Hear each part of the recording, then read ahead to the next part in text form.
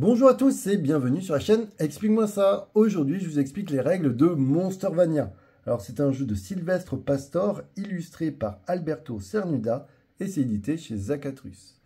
Vous allez pouvoir y jouer de 1 à 2 joueurs à partir de 8 ans pour des parties d'environ 15 minutes par niveau ou par plateau. C'est vous qui voyez. Je vous explique un petit peu.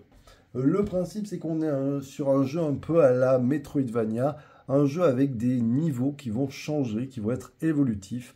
Vous allez devoir tuer des monstres et l'idée, c'est que vous incarnez Martha et Lucas et ils sont à la recherche de leur père. Vous verrez qu'en chemin, il y aura aussi une histoire quand vous allez rencontrer des personnages comme Sura, une écuyère qui viendra vous aider. Comment ça va se passer ce jeu? Eh bien là, vous voyez, on a déjà passé le niveau 1, on est sur le niveau 2, et vous avez ici indiqué, et ça sera très important, ici le placement des livres. En effet, vous allez voir que ce sont tout simplement des livres qui vont vous faire une map monde. Donc là, vous avez le 2A, 2B, et on me dit qu'il va falloir que le 2C et le 2D soient décalés. C'est ce que j'ai fait, vous voyez, le 2B est au-dessus du 2C. Ça va vous permettre de créer cette carte. Alors, histoire de vous montrer un petit peu qu'il y a pas mal de balades à faire, je vous montre, vous avez ici la map monde. On voit tous les niveaux à faire. Et vous voyez qu'il y en a pas mal. Et là, pour le moment, on est juste au niveau 2. Autant vous dire que quand vous voyez tout ce qu'il y a à faire, vous avez de quoi vous occuper. Ensuite, on va parler de la mise en place. Donc là, le livre... Ce qui est très important, c'est qu'il faudra regarder, par exemple, si jamais il y a une caisse à positionner. En effet, dans ce jeu, comme dans les jeux vidéo, on peut déplacer des caisses, ainsi de suite. On va aussi avoir notre personnage, ou nos personnages. Si jamais vous jouez tout seul, vous prendrez qu'un plateau, celui que vous voulez, c'est pareil. Et si jamais vous jouez à deux, vous prendrez les deux personnages. Pour les positionner, à chaque fois, vous aurez un symbole, un personnage, et deux personnages. Ça veut dire quoi? Ça veut dire que si je joue tout seul, je vais me positionner ici. Et si je joue à deux, j'en mettrai un ici, un là. D'accord? Vous allez avoir chacun votre plateau de jeu et vous allez voir que les plateaux de jeu sont identiques. Vous aurez en haut la vie, ensuite le mana et ensuite les points d'action. Par défaut, vous avez 3 de vie, vous avez 0 point de mana, sauf si vous jouez tout seul, vous aurez un mana. Et vous aurez 3 ici de points d'action. Vous voyez qu'il y a des petits cubes gris. Et oui, en effet, c'est un jeu où vous allez progresser, comme dans tous les jeux comme ça. Donc vous allez devenir de plus en plus fort. Comment on va y arriver? Pour enlever ces petits cubes gris, il va falloir trouver des pierres. Alors on aura des pierres ici de vie. Quand vous en aurez trouvé 3 dans des coffres, en parlant avec des personnages, dans ce cas-là, vous pourrez les défausser pour retirer un cube qui correspond. Ça sera la même chose pour le mana. Et aussi, vous verrez que pour les points d'action, il y en a qu'un. En effet, dès que vous en trouvez un, vous le défaussez et vous allez pouvoir retirer un petit cube gris. Vous allez voir qu'il y a aussi dans le jeu des jetons objectifs que vous allez trouver ça et là dans les niveaux. Vous en aurez besoin forcément. Alors vous allez voir qu'il y a aussi pas mal de choses. Ça s'appelle ici des capacités. Vous en avez énormément, vous avez toutes ces petites plaquettes et même des plaquettes bleues. En effet, dans ce jeu, on va utiliser des déplacements. Donc, par défaut, vous avez ceux-là. Ceux-là, ils sont fixes et ils vont servir pour les 2 joueurs. Donc ici, pour un point d'action, ça nous dit qu'on va pouvoir se déplacer. Mon personnage étant là, je peux me déplacer de 2 vers la droite, monter de 1 et 2 vers la droite, ainsi de suite. Ici, pour un point d'action, je vais pouvoir taper. Je vais pouvoir taper soit sur la case où je suis, au-dessus, à gauche, à droite ou en dessous. Attention, là, à chaque fois que vous allez attaquer, vous ne pourrez attaquer qu'une seule case. Donc ça veut dire que je ne pourrai pas taper, même s'il y a un monstre à ma gauche et un monstre à ma droite, je devrais en choisir un. Contrairement aux monstres qui, quand ils tapent, eux, ils tapent toutes les cases indiquées. Ici, vous voyez que pour un point d'action, je vais pouvoir gagner un mana. Je pourrais décider donc d'utiliser un point d'action pour gagner un mana. Ça va servir à quoi? Tout simplement, le mana, c'est des capacités aussi. Pour 2 mana, je gagne un point d'action. Pour 2 mana, je récupère un point de vie. Et vous voyez qu'il y a 3 cases vides. En effet, au fur et à mesure du jeu, vous allez donc récupérer des capacités. Et en début de scénario, vous allez pouvoir venir les positionner ici. Donc ça veut dire quoi? Ça voudrait dire que maintenant, je pourrais utiliser toutes ces capacités. Si à un moment donné, vous allez avancer dans le jeu, vous allez avoir plusieurs capacités, voire 4, 5, 6, même peut-être plus. Dans ce cas-là, vous choisirez que les 3 capacités que vous voulez. Vous ne pourrez pas les changer en cours de scénario. Et attention, les capacités elles vont servir pour les 2 joueurs, donc il va falloir vous mettre d'accord. Vous l'aurez compris, si vous jouez à 2, vous allez être en mode coopératif. Dans ce jeu, vous allez forcément rencontrer des monstres, je vous l'ai dit. À chaque fois, ils seront indiqués en haut à gauche. Et vous voyez, vous allez prendre le type de monstre qui est indiqué. Les monstres, on va les positionner sur les champignons. Ici et ici. S'il y a plusieurs monstres, vous les mélangez et vous les mettez aléatoirement sur les champignons. Vous allez voir que dans ce jeu, il y a des chefs. Les chefs sont sur des champignons violets. Ensuite, on apprend quoi? On apprend que ces monstres-là, ils ont 2 points de vie. Ils ont aussi, quand on les tue, ils vont nous donner 2 mana. Ils ont des pouvoirs qu'on verra juste après. Maintenant, je vous montre ici une zone qui est très importante. C'est la zone rouge. La zone rouge, si vous tombez dedans, vous êtes mort. C'est fini pour vous. Donc il va falloir éviter les zones rouges. Alors là, ça va, il y en a une, et puis vous avez bien compris que la caisse allait aller dessus et nous protéger. Mais par contre, si jamais un monstre venait à tomber dedans, lui, il n'est pas mort. Il va prendre un dégât et il va se décaler d'une case. Donc ça, c'est important à retenir. Vous voyez aussi que sur la map, il y a des ronds, mais il y a des carrés. C'est quoi la différence? Eh bien, dans ce jeu, vous allez avoir la gravité. En effet, si jamais, par exemple, il se décale d'une ou 2 cases, il est sur un rond, il faudra toujours qu'il finisse son déplacement sur un carré. Il est là, il va tomber sur un carré. Pareil pour vous. Vous êtes ici, et bien ça va descendre jusqu'au carré. Alors dans ce jeu, comme dans les jeux vidéo, on ne prend pas de chute en tombant, enfin on ne prend pas de blessure en tombant. D'accord? Heureusement, parce que sinon vous seriez mal. Voilà, et bien écoutez, on est pas mal. Il va falloir maintenant réussir à sortir. Elle est où la sortie? Elle est ici. Vous voyez que si j'arrive à sortir, je vais pouvoir arriver au niveau 3. Mais vous voyez qu'il y a un petit cadenas. Vous verrez qu'ils n'ont pas tous des petits cadenas. Quand il y a un petit cadenas, ça veut dire quoi? Ça veut dire qu'il va falloir forcément que je tue les 2 monstres pour pouvoir m'échapper. Il faut que j'ai nettoyé entièrement le plateau. Allez, on est parti. Je vais jouer donc avec un seul personnage. Je vous ai dit que quand vous jouez tout seul, vous avez le droit à un mana dès le départ. Donc ça, c'est plutôt cool. Maintenant, c'est toujours les jumeaux qui commencent. Donc je vais dépenser un point d'action pour me déplacer. Les déplacements sont indiqués ici. Je pourrais aller 2 vers la droite, mais il n'y a pas de rond, donc ça veut dire que je ne peux pas y aller. Donc je vais venir ici. Pour ma deuxième action, je vais donc pousser cette caisse. En la poussant, elle va venir ici. Vous voyez qu'il y a la gravité, donc tout simplement, elle va descendre. C'est cool, elle me protège de la zone mortelle. Forcément, moi je suis arrivé ici. Troisième action. Je vais donc me déplacer de 2 cases vers la droite et je vais me retrouver ici. Ensuite, c'est au tour des monstres. Pour les monstres, on va lancer le dé et on va regarder. On est sur du bleu. On commencera toujours par le monstre le plus loin de moi. Là, c'est celui-ci. Donc celui-ci va se décaler de 3 cases. 1, 2, 3. Ensuite, il va tirer, mais en fait, sachez, donc si jamais je vous montre quand même pour que ça soit plus simple pour vous. Vous avez ce symbole qui est représenté ici. Donc vous voyez qu'il va tirer 2 vers la gauche et au maximum 2 vers la droite. Donc clairement, il ne fait rien. Lui, il va faire exactement la même chose. On ne relance pas les dés. Donc il va se décaler 3. 1, 2, 3.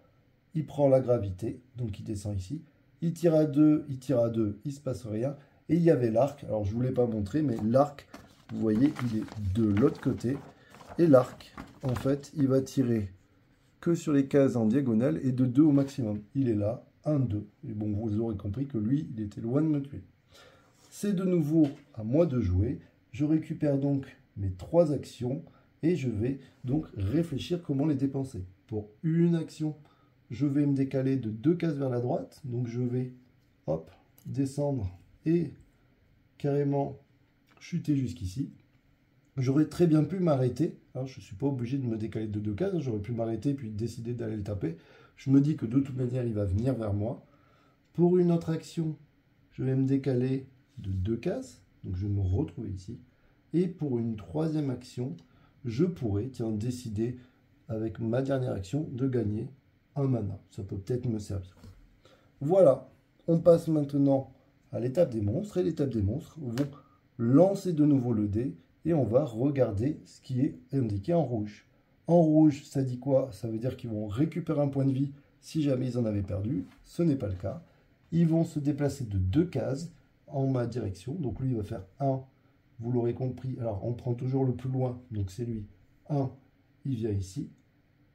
Ensuite, il tape avec une blessure, mais une distance de 1, donc il ne me touche pas. Lui, il se déplace de 2 cases. 1, 2.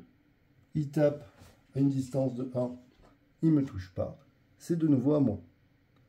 C'est à moi. Je vais donc reprendre ici mes points d'action. Pour une action, je vais me déplacer. Une autre action, alors je vais même me déplacer jusqu'ici. Hein. On peut d'ailleurs se positionner sur les monstres. On peut être plusieurs. Il peut y avoir plusieurs monstres au même endroit. Ça ne pose pas de problème. Pour une autre action, je vais donc taper le monstre. En le tapant, je suis obligé de le décaler. Et je vais lui mettre un petit jeton, un petit marqueur pour dire qu'il est blessé. En effet, celui-ci a 2 points de vie. Dernière action, je vais donc pouvoir le tuer. Je peux le taper plusieurs fois, moi. Donc je vais le tuer. Et là, vous voyez que je vais gagner, hop, 2 points de mana. Alors si j'avais été malin, j'aurais dépensé avant mes 2 points de mana pour récupérer une action. Et là, je récupérerai mes 2 mana parce que je l'ai tué. On imagine que c'est encore moi. J'utilise un point d'action pour venir, je ne sais pas, me rapprocher du monstre. Ok? Voilà comment ça va se passer. Alors je vais relancer les dés. Le monstre les plus loin de moi vont m'attaquer. Donc là, ce sera lui, avec du bleu, et ainsi de suite. Ok? Alors vous voyez que là, du coup, il faudra forcément que je les tue pour pouvoir sortir. On imagine que je l'ai tué. Qu'est-ce qui se passe si j'arrive à sortir? Quand j'arrive à sortir, je vais garder mon mana. D'accord? Le mana va me servir pour les prochains niveaux. On m'indique que ça sera le niveau 3. Tout simplement, je vais aller sur le livre principal et je vais aller sur la zone numéro 3. On me dit que là, il faut le 3A et le 3B. On ne me parle pas du C ou du D. Et bien, tout simplement, ça veut dire que je n'ai pas besoin de ce livre. Je vais jouer que là-dessus. Là, c'est pareil. Si jamais je suis tout seul, je vais en mettre un ici. Mais si jamais on est 2, vous voyez qu'il y en a un qui va venir ici. Ok? Là, vous voyez, c'est un peu différent. On voit qu'il y a un monstre, mais celui-ci, il est différent. Il y a des zones rouges, ainsi de suite. Ça veut dire quoi? Ça veut dire que c'est un chef. Le chef, d'ailleurs, vous allez voir, les champignons sont violets. Donc, on va le positionner ici. Vous voyez qu'ici, il y a 2 symboles. En effet, on va avoir un temps et des points de vie pour le monstre. En fonction du nombre de joueurs, vous voyez que là, j'aurai 8 tours pour réussir à le tuer. Et ici, vous voyez que si je suis tout seul, il n'a que 4 points de vie. Mais par contre, si on était 2, forcément, il aurait plus de points de vie. Il aurait 6 points de vie. Ça va devenir plus compliqué. Comme c'est un nouveau scénario, bien sûr, je reprends ici mes points d'action au maximum. Si j'avais perdu des points de vie, mais que j'étais pas mort, je récupère tous mes points de vie. Et comme je vous ai dit, je garde le mana. Ça peut servir entre les différents scénarios. Vous voyez qu'ici, il y a un personnage et qu'il porte une capacité. En effet, il faudra chercher la capacité. Moi, j'étais malin, je l'ai trouvé de suite. Et bien, cette capacité, ça veut dire quoi? Ça veut dire que je vais la récupérer. Je pourrais l'utiliser maintenant et en avoir plus et avoir plus de choix. Mais pour cela, il faut forcément que je tue le chef. Quand j'aurai tué le chef, je vais pouvoir récupérer une capacité. Et donc, je pourrai l'utiliser pour tous les scénarios futurs. Donc, comment ça va se passer? C'est à peu près la même chose, mais attention, il y a quelques petits détails. Le petit détail, c'est qu'on lancera le dé qu'une seule fois. Donc, je vais vous montrer. Pour une action, je vais venir me déplacer. Comme je vous l'ai dit, je peux me déplacer jusqu'à 2 cases, mais ici, il n'y a pas de rond. Ça veut dire que je vais donc m'arrêter ici et je vais tomber. Pour une deuxième action, je vais aller ici. Gravité, je vais tomber. Troisième action, je pourrais décider de m'échapper, mais je vous rappelle que je suis très limité dans le temps. Donc je vais avancer vers le monstre. Lui, il va venir lancer le dé. Et le dé, on ne va pas le changer. Il va falloir faire attention à ça. Vous n'allez pas le changer. Là, ça dit quoi? Eh bien, ça veut dire qu'on va prendre ici, si jamais vous ne savez pas, attention. Pourquoi? Parce que vous voyez qu'il y a des flèches qui vont vers l'intérieur et des flèches qui vont vers l'extérieur. Ça ne fait pas la même chose. Vers l'intérieur, il se rapproche de 2 cases. Il va venir ici. La gravité fait en sorte qu'il arrive sur moi. Encore une fois, il peut tout à fait venir sur moi. Ici, on voit que c'est explosion. Explosion, ça dit quoi? Attaque les 9 zones indiquées et je subis une blessure. Donc il est là. Ben, toutes les zones autour ont subi une blessure. Donc je subis une blessure, je vais perdre un point de vie et il va me repousser. Je vais donc venir par exemple ici et je vais tomber. Il faut savoir qu'un monstre ne peut pas vous attaquer plusieurs fois. Même s'il y a plusieurs monstres, vous ne pouvez subir qu'une blessure, en tout cas qu'un coup par tour. Alors quand je dis qu'une blessure, si jamais il vous inflige 2 blessures, ben vous subissez 2. Mais par contre, il peut vous faire qu'une seule attaque. Et même s'il y a plusieurs monstres, ils pourront vous faire qu'une seule attaque. Vous subirez qu'une seule fois des dégâts. Par contre, si vous attaquez, à chaque fois, ils vont vous repousser. Et ça, c'est très dangereux, surtout quand il y a des zones rouges ici, ou dans lesquelles vous pouvez mourir. Maintenant, il va aussi faire ce pouvoir. Ce pouvoir me dit que si jamais je viens sur ce case, je vais prendre des dégâts. Donc, on va éviter. Et maintenant, on est reparti. C'est à moi de jouer. Je remonte ici mon énergie. Je vais décider, par exemple, d'utiliser 2 mana pour gagner un point de vie. Et je vais me déplacer, ainsi de suite. Alors, je ne vais pas tout vous faire, hein, vous l'aurez compris. Comment ça va se passer autour du monstre? Eh bien, le tour... Alors, juste avant, à la fin d'un tour de monstre, on avance le petit marqueur de temps. Il ne faut pas oublier quand même.